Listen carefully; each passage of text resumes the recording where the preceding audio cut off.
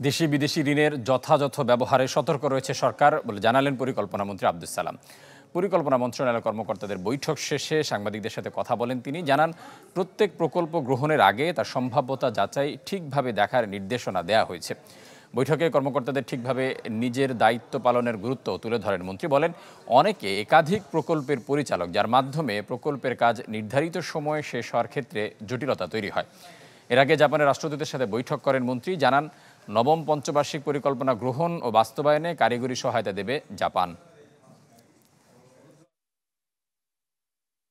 সমস্ত অর্থই সুষ্ঠু ব্যবহার করতে হবে। বিদেশি আর দেশের অর্থের দাম নাই, সমস্তই সুষ্ঠু ব্যবহার করতে হবে, সেটাই আমরা চেষ্টা করছি। যার জন্য তো আমি চাপ দিচ্ছি যে তোমরা আরও ক্লোজলি নিবিড়ভাবে পরিদর্শন করবে এবং রিপোর্ট দেবে, আমাকে অবহিতি প্রদান করবে ডাইরেক্টলি।